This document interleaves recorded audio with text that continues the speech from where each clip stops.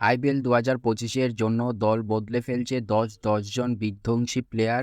IPL 2025-এ যেখানে mega auction প্রতিষ্ঠিত হবে এবং সেই অনুযায়ী টিমগুলি বেশ কিছু প্লেয়ারকে রিটেন, রিলিজ এবং কোটি কোটি টাকা দিয়ে নিতে চলেছে।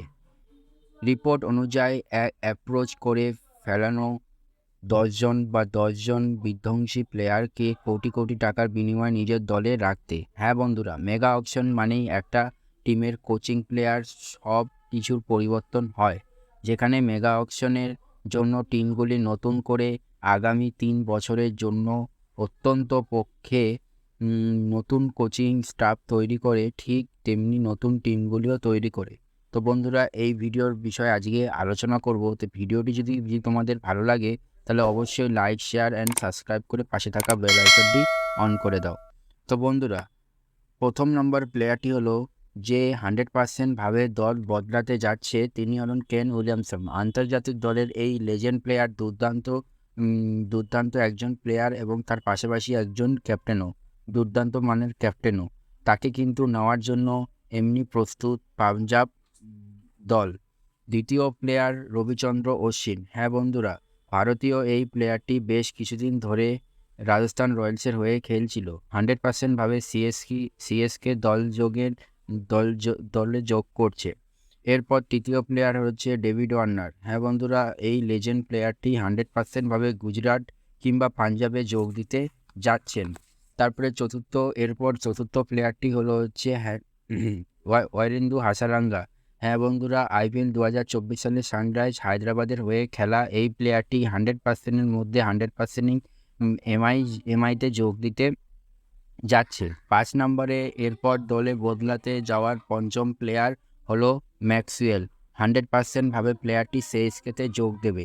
6 নম্বর এরপর দল বদলাতে যাওয়ার প্লেয়ারটি হলো হচ্ছে জনি বেরিস্টো। হ্যাঁ বন্ধুরা, পাঞ্জাবের হয়ে খেলা এই বিধ্বংসী প্লেয়ারটি কিন্তু 100% ভাবে দল বদলে আইপিএল 2025-এ গুজরাট টাইটান্সের দলে যোগ দিতে পারে। 7 নম্বরের প্লেয়ারটি হলো হচ্ছে কেএল রাহুল।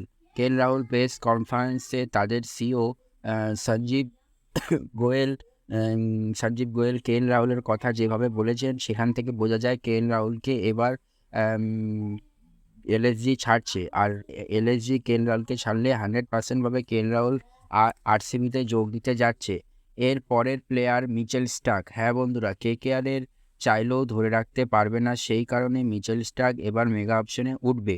আর এই বিধ্বংসী প্লেয়ারটি 100%-এর মধ্যে 100%ই গুজরাটে যাওয়ার চেষ্টা করবে। এবং 9 নম্বর এরপর প্লেয়ারটি হলো হচ্ছে রোহিত শর্মা। যদিও এমআই দাবি করেছে সব ভারতীয় প্লেয়ারকে ধরে রাখতে, তাই রোহিত শর্মাকে এলএসজিতে 100%-এর মধ্যে 100%ই যাবে। এরপরের নেক্সট প্লেয়ারটি হলো রাহুল ত্রিপাঠী। 100% ভাবে কেকেআরে যাবে। হ্যাঁ গাইস, 100% ভাবে রাহুল ত্রিপাঠী কেকেআরে যেতে চলেছে, কারণ কেকেআরে থাকাকালীন রাহুল ত্রিপাঠীর ভালো ফর্ম ছিল এবং কেকেআরকে অনেক ম্যাচ জিতিয়েছে।